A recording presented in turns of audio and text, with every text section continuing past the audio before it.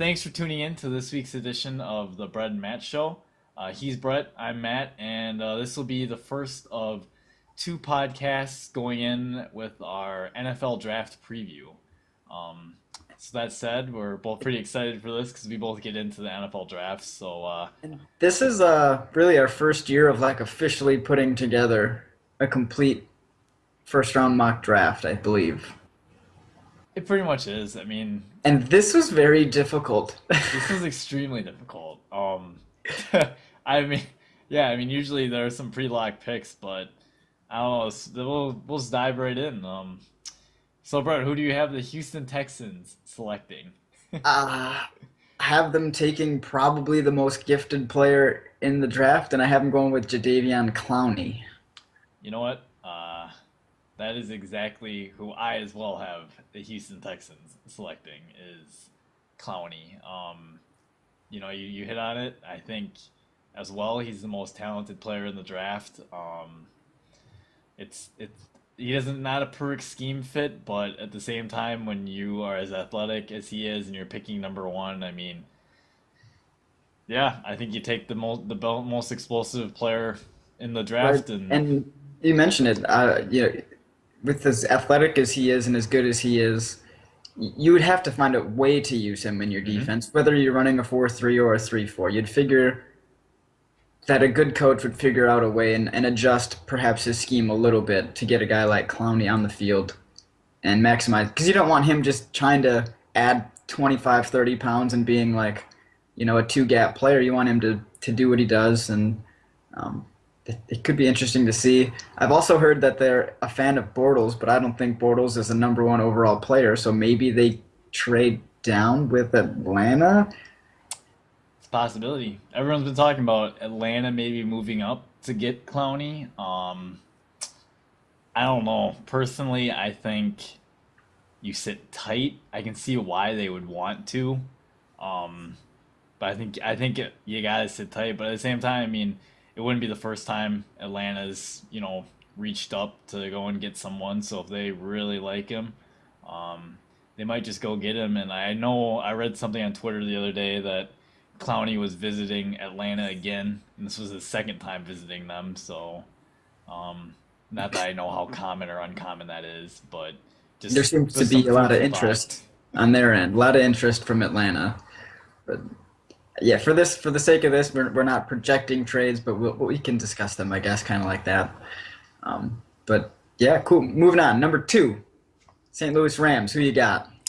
I have the St. Louis Rams taking Sammy Watkins, wide receiver out of Clemson. Think he's the most talented wide receiver in the draft. He's been producing since his freshman year.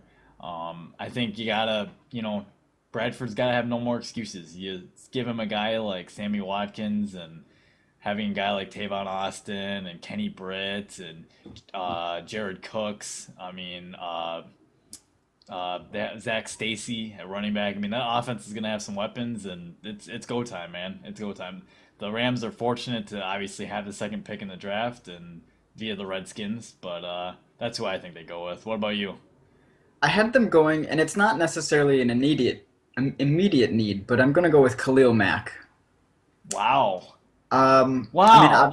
obviously they got their pass rush ends right now, but what Mack I think would allow them to do in obvious pass situations is he could slide down to end, and you can move like Chris Long in to be kind of that three tech defensive tackle in obvious pass situations. Plus, he'd give them some versatility whether they want to blitz him from the outside linebacker spot in traditional 4-3 sense, and since it does give them another edge rusher if they feel like Long gets too expensive.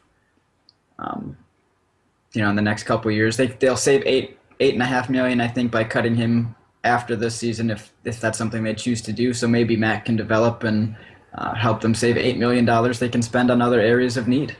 Wow, I did not see that coming. Did not see that coming. So, Khalil Mack, huh? Mhm.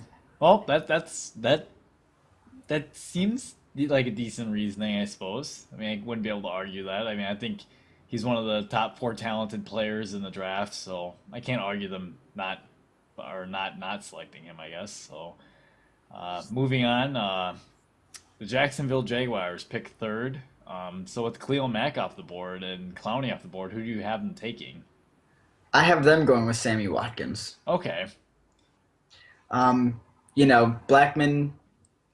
I think he's still indefinitely suspended. But even if he is, like when he does come back, you don't know when the next time he's going to screw up is, and Hmm. regardless of who their quarterback is, they need someone to throw to before they can, um, you know, even think about drafting. I think a quarterback to try to make guys like Cecil Shorts and Mercedes Lewis look like all stars. And if Blackman comes back and is able to stay, and they don't get rid of him, I mean Sammy Watkins and Blackman would be a pretty good combination. Right. Yeah, that's a good point. For me, I give the Jaguars Khalil Mack. Um, I think he fits the Leo pass rush role that's being Definitely. looked for in that defense. And boy, the Jaguars, I mean, they're building their defense up to be like Seattle and getting a guy like Khalil Mack just to turn loose on quarterbacks. Um, Right. he's gonna wreak some havoc, I think, if they And get him. he'd get to learn too from a guy like Chris Clemens, who's been that kind of outside Leo rusher from Seattle. He got brought over to Jacksonville, so he'd have a good guy ahead of him to learn from, as well as a good coach that knows the system and how to get the best out of his players. Hmm. So the Cleveland Browns have the fourth pick. Who do you have the Cleveland Browns selecting? I have the first quarterback coming off the board to the Cleveland Browns, and I have him going with surprise, surprise. I have no idea why this is happening. Derek Carr. Oh my God. Derek Carr. This is unbelievable. Now, I want to give them a quarterback at 26, but they've done this twice now where they've had two first round picks, or maybe they traded up for one, Hmm. and taken a different position first, and then with the second pick, just took whatever quarterback was there, best available quarterback they thought, and it was what those guys were Brady Quinn and Brandon Whedon. So I feel like they should probably just take their guy with the first one. And from what I've heard, I don't think Carr's the best of the quarterbacks. To be honest, Hmm. I don't know who I think the best is. But I just hear they like Carr, so I'm just going to give them Carr right away so they don't have to risk losing him by 26. Huh. Oh, that's fair. At number four, I also have Cleveland selecting a quarterback. I have the Cleveland Browns selecting Johnny Manziel.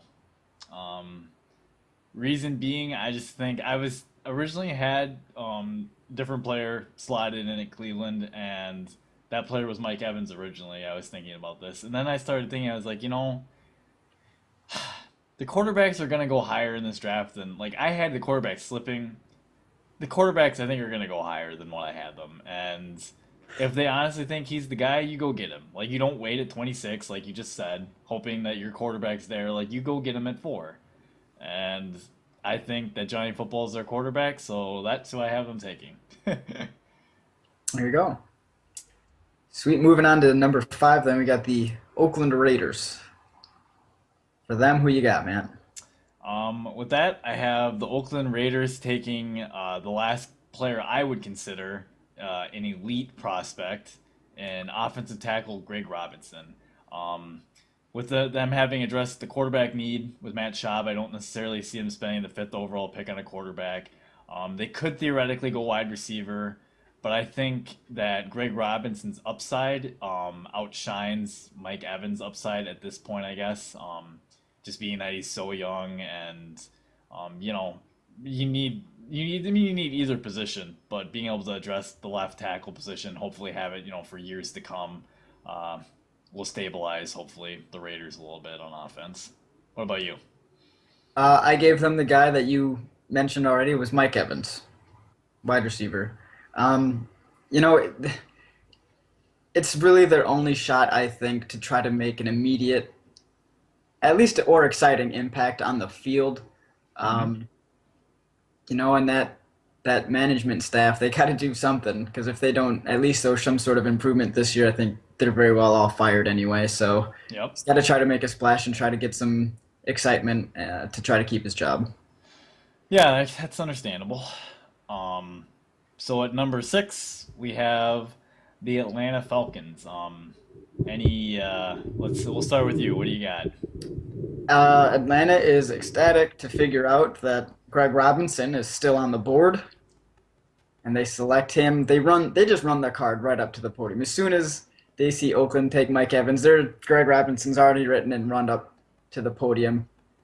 They make that pick immediately, and he brings some toughness, as well as some stability at the offensive tackle spot, where quite frankly their entire offensive line for the most part has underperformed. So big Mhm. need, big talent. I think that should be a pretty obvious choice if Robinson is still there. That's fair. I like that pick.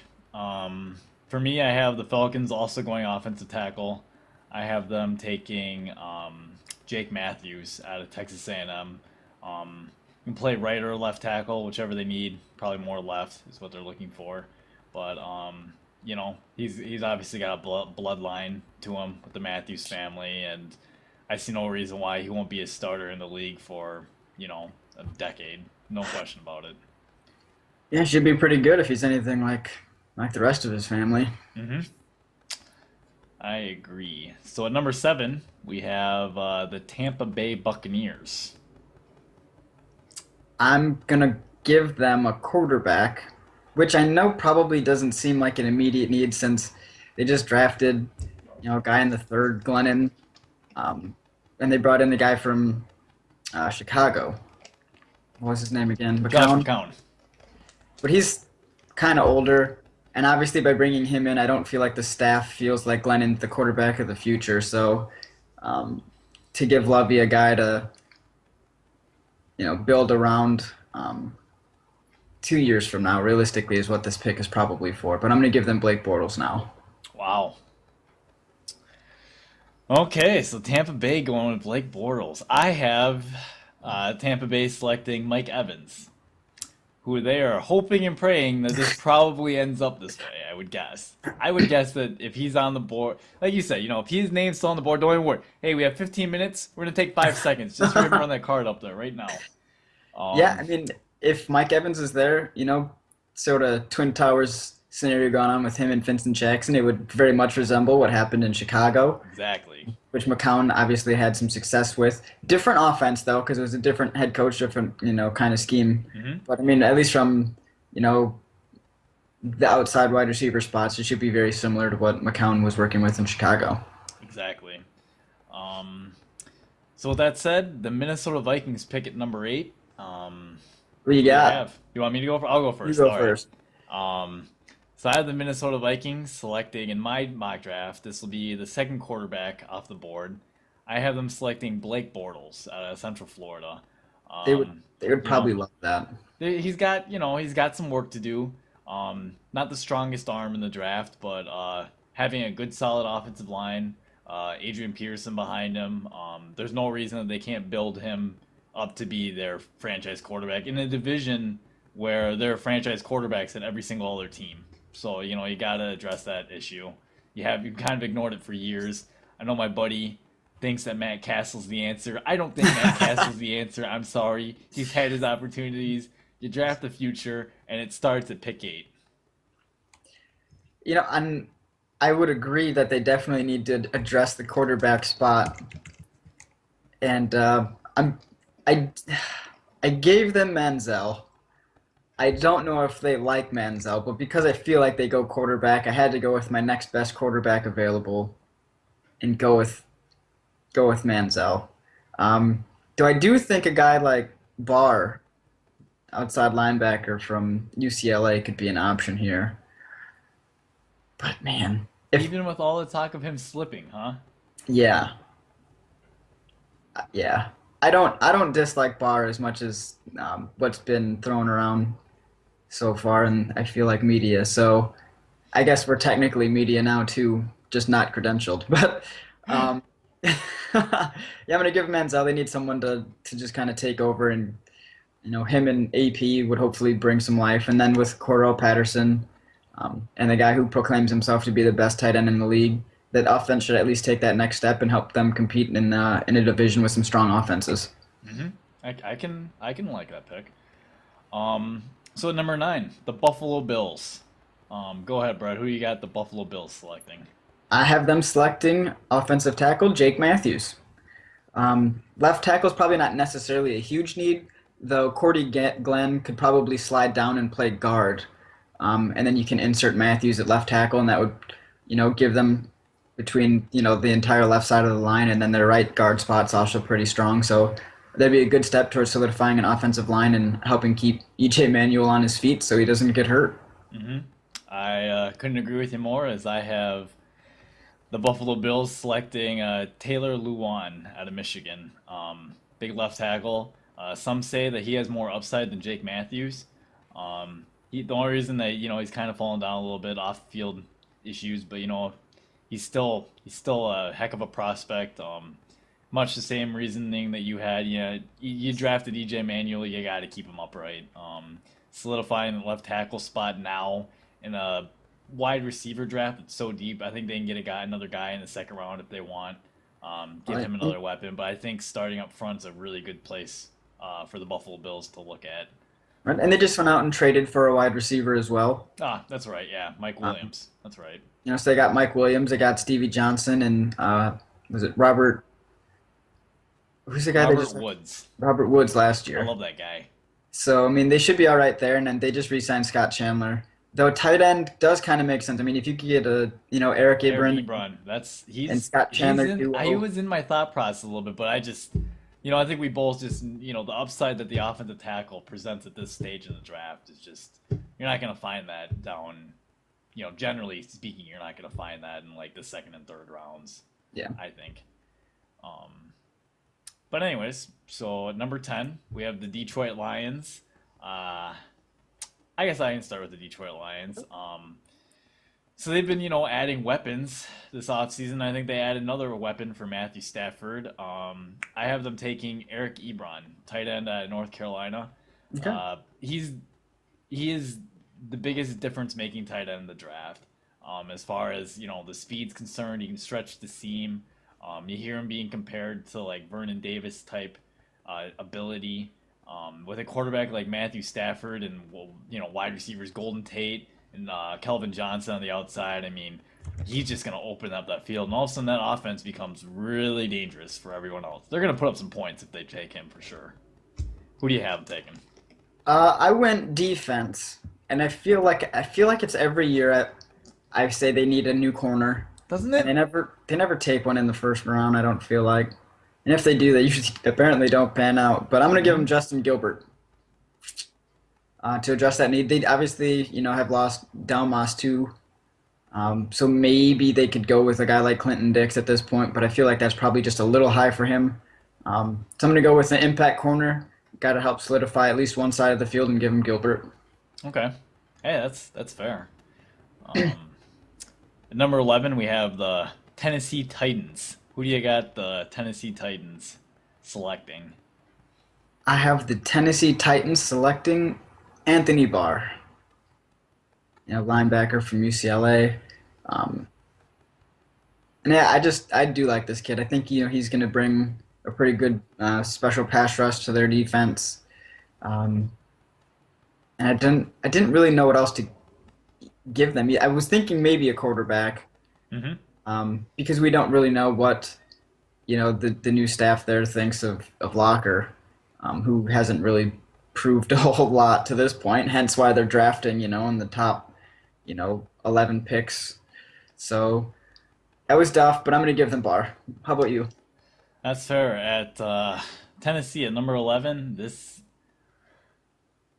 you just mentioned the whole quarterback thing. I think this is where they take a quarterback, and I have them selecting Teddy Bridgewater with the 11th pick. Some people have him slipping out of the draft. I think he's not in a position where he has to start right away, as in like he can wait for Locker to get hurt probably because it will probably happen. But I just think Ken Wisenhunt is gonna see Teddy Bridgewater as kind of like his Kurt Warner, a guy that runs the more West Coast scheme offense, and I think Teddy Bridgewater, all the quarterbacks, anticipates throws the best. He's He really has good with really good accuracy. Doesn't have the best arm. In fact, I think he has a little better arm than Bortles probably. But as far as an anticipation standpoint, he anticipates the best. He sees where the route's going to come open.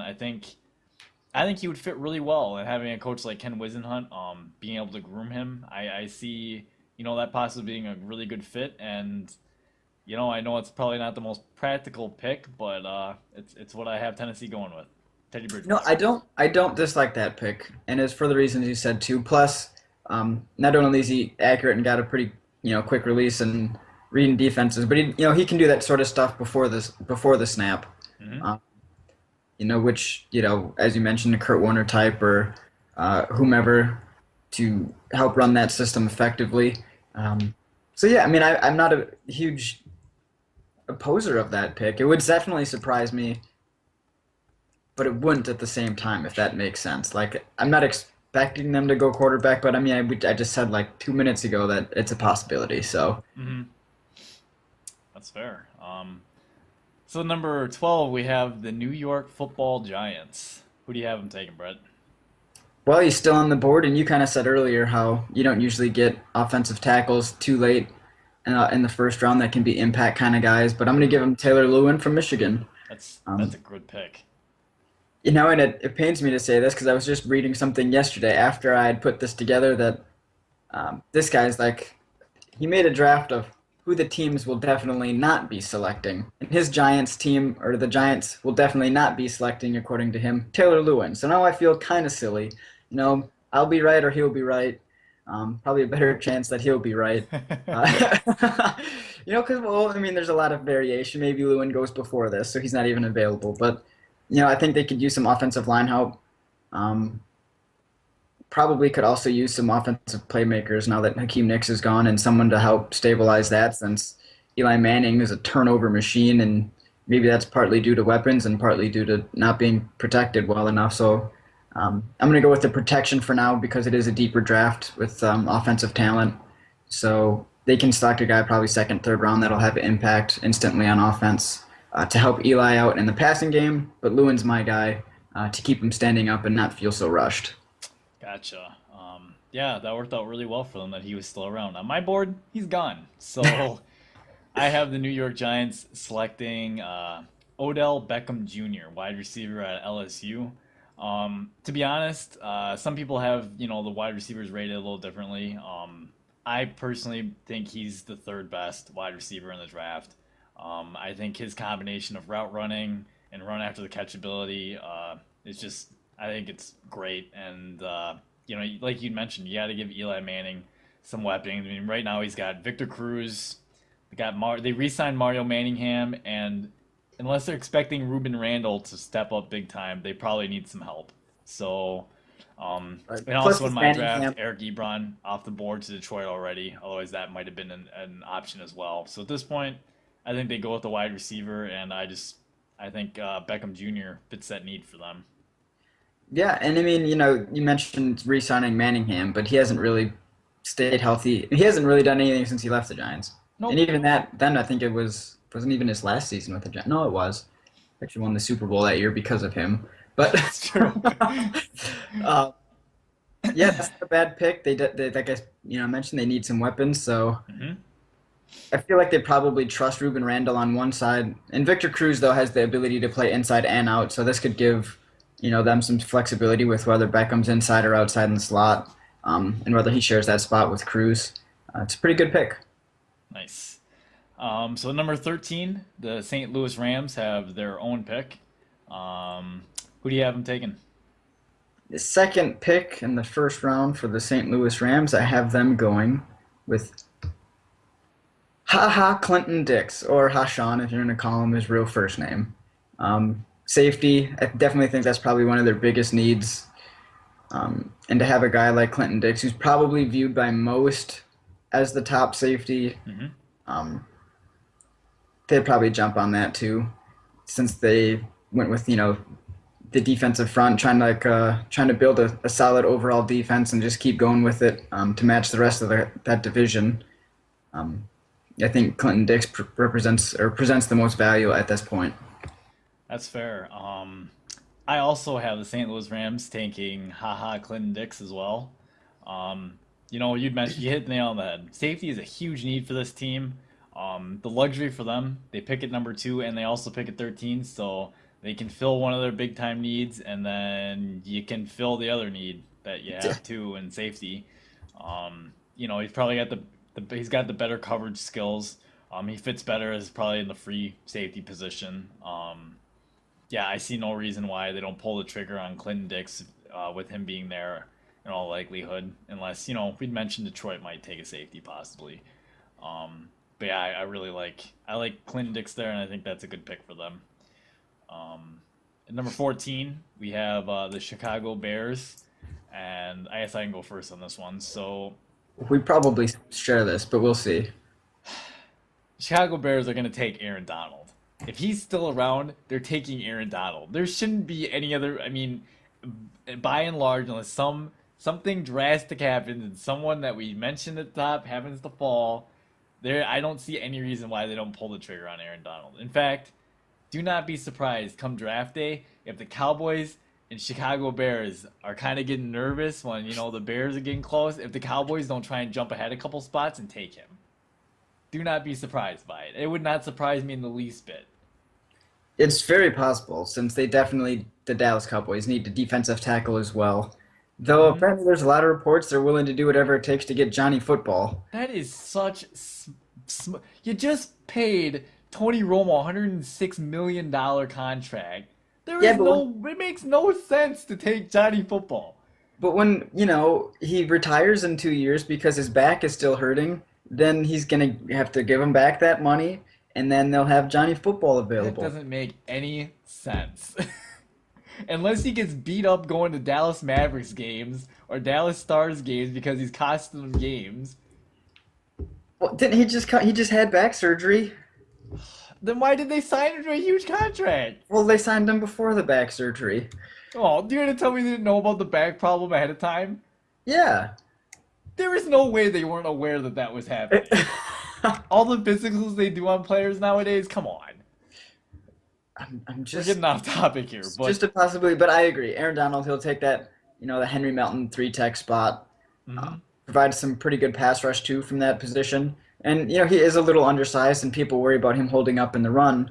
But something that he can do is use his quickness to get by an offensive guard in the run game and just make plays in the backfield on a against a runner. He doesn't necessarily have to hold a spot. correct. So if he can use his quickness, get into the backfield and cause havoc, whether it be on running backs or on quarterbacks, it doesn't really make much of a difference. He's still going to be creating plays for the defense. Know what comparison I make him to? Tommy Who? Harris. Oh, You remember him? I do. Yep. Did he get in trouble? I don't know, but just small, kind of undersized, guy that's quick, uses his hands well. Yep. So next up, because we both agreed on that pick, we have the Pittsburgh Steelers at number 15. I guess I can go first. Sure. So I have the Steelers taking, in my opinion, and I'm probably one of the fewer people that think this. In my opinion, the best cornerback in the draft. I have them taking DeQuiz Denard out of Michigan State.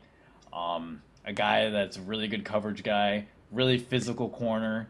And it's exactly like what the Steeler defense needs, like a physical corner. They haven't had, they've been looking for another really good corner. I think they get their good corner. One of the big telling points for me, Gilbert. Some say he's not super good in run support. Denard's gonna get his nose in there and make tackles. I think he's a great fit for the Steelers. No question about it. Yeah, that makes sense given their histories being tough, rugged, in your face sort of team. Hmm. I'm gonna give them since he's still here. I'm gonna give him Eric Ebron, the tight end. Um, Heath Miller is their tight end now. He hasn't. Yep. 2 years ago was probably his best season, but he didn't do quite as well this past year. And he's a little bit older, a little more prone to injury, and I think they could use another weapon given the fact that they've lost two of their probably best three of their best four receivers probably from the last 2 years It's true. between Wallace, Emmanuel Sanders, and Kotchery are all gone. So they need another weapon. And why not? Him and Heath Miller can utilized. Pardon me, in two tight end sets for now, and then he can take over and be just the number one kind of go-to guy for Ben Roethlisberger. I like that pick. That's a good pick, giving Big Ben another weapon. So our last pick of the day, the Dallas Cowboys pick at 16. Um, who do you have them taking, Brett? Yeah, I haven't seen many projections with him going this high lately, but I'm going to give him, listen, Timmy Jernigan, a defensive tackle from Florida State. We just mentioned, a couple picks before talking about the Bears. Maybe Dallas would want to jump up in front. If they don't, I think they take Jernigan, who's probably the next best Hmm. pure defensive tackle. I mean, there's some guys that are kind of 3-4 ends and 4-3 tackles, but I just like Tim. He's also kind of actually a little undersized, but I think he believes he's the like a Warren Sapp slash um, Ndamukong Suh type of guy. And the Dallas Cowboys tackles stink. I mean, sorry, Nick Hayden, I love you. You're from Wisconsin, but you're not. You're just not any good. So they just need an upgrade. And Timmy Jernigan represents that. That's fair. So I have the Dallas Cowboys selecting Coney Ely, defensive end, Missouri. With them playing now the 4-3 Tampa 2 scheme, the loss of DeMarcus Ware, they need a guy that can rush the passer. And with Coney Ely, they don't have to make a transition or anything. He should just be a guy that you can plug right in on the defensive line. He should be able to get after the quarterback. It might be a little high, but just because of this, as far as like the scarcity goes for like true defensive ends, there's not a whole lot of them. Besides, I mean, obviously Clowney's at the top, but we kind of mentioned scheme fits a little bit, and I think he's gonna fit in really well in their scheme. I was going back and forth about Timmy a little bit as well, but yeah, I'm gonna go with Coney Ely. So That's a pretty good pick. I mean, I have him falling a little bit farther, and I think the team that gets him later in the draft would love for him to be there. So, it um, yeah, that wraps up part one of our 2014 mock draft does. podcast. Before we end, are there any so those top 16 teams we mentioned? We mentioned a little bit of rivalry between maybe the Bears and maybe the Cowboys. Possibly trying to get position to get Aaron Donald, with them both needing someone like that so desperately. Um, is there any other out of those top 16 teams? Anyone else you see maybe trading or trying to trade? I To get guess in front of somebody, I yeah. think Minnesota will probably end up trading up if they are scared that Bortles might be gone. Could you see Tampa Bay trading with maybe Oakland if they're worried about not getting Mike Evans and they're worried about like you had Oakland taking Mike Evans. I didn't, but say, they are worried that, Oakland's going to take their guy and that's who they want. I think that's a possibility for a trade as well. Yeah, I mean, in that scenario, I think they'd probably end up trading up with Cleveland Ah, so they can jump the Raiders. I don't think the Raiders would give up their pick if they like Mike Evans enough. They'd it would, probably just sit there and hope. And then if he's not there, then you take the offensive tackle, and it's not such a huge loss. But maybe Tampa Bay just really, really wants Mike Evans, so they could jump they up could. with Cleveland, and that would make that actually make a lot of weird stuff happen. Because Derek Carr wouldn't be there. That'd probably be Mike Evans at 4. The Raiders probably take a tackle. Now it's like, well, what does Atlanta do? Well, they'll probably just take the next best tackle, and then you still got Cleveland at 7, who would then be able to take still They can still take whatever whatever quarterback quarterback they want. But that might make Minnesota happier, especially if Cleveland sticks with the Derek Carr thing, because then Minnesota could end up they want. taking a You're guy one of like the few Woods. people that have him going as the first quarterback off the board, Brett. Yeah, I don't know why. I just feel like Cleveland, it's a weird organization. They do weird stuff. I'm gonna just project something weird for them, and Hey, that's their car. that's fair. So with that said, that wraps up our first week of the NFL Draft podcast.